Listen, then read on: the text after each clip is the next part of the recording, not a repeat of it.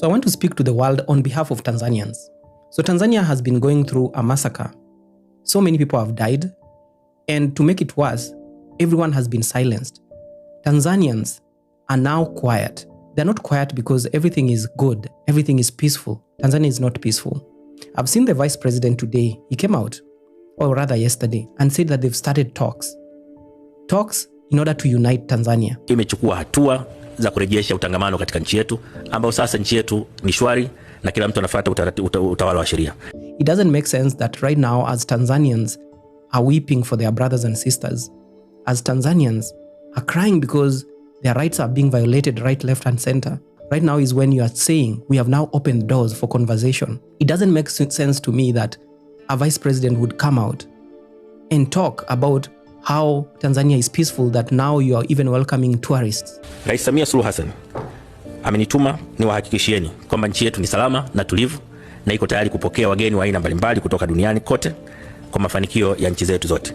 It doesn't make sense to me because how is it that you are welcoming tourists to a nation that is weeping, to a nation that has shed blood? You are welcoming tourists so that we can help build a country that you have destroyed. How can we come to marry and to have fun on top of graves of Tanzanians? Tanzanians have died.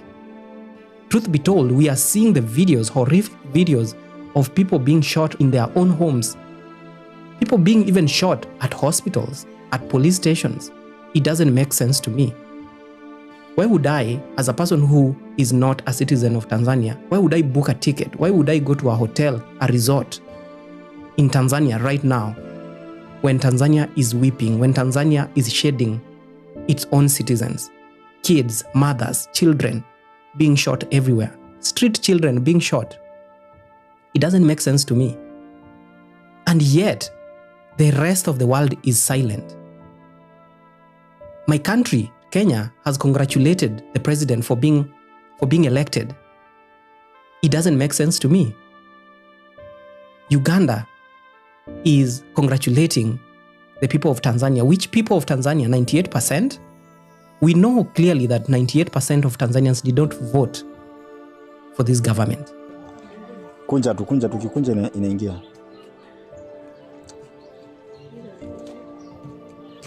Punguza. They call them the minority. Tunaanzisha mazungumzo ya maridhiano ili kuhakikisha hata hao wachache wanapata nafasi ya kusikilizwa, Every time they come to do a press conference, the government refers to the citizens as the minority. They consider themselves as the majority. And I cry for the people of Tanzania. And Kenyans are united with the people of Tanzania. The people of Tanzania have lost and are continuously losing their own citizens. Try to convince the world that everything is fine in Tanzania, that Tanzania is okay. Tanzania is not okay. People are being silenced. People are being sentenced to treason just because of doing a challenge. You do a challenge, you are sentenced to hang. All the countries have their own problems, but Tanzania right now is weeping. It's losing its citizen. It's losing what makes Tanzania Tanzania. But what is the government doing? It is putting a heavy blanket on top of it and saying tourists are welcome in Tanzania. No, it is not the time for tourists to come to Tanzania. It is time for Tanzania to get justice.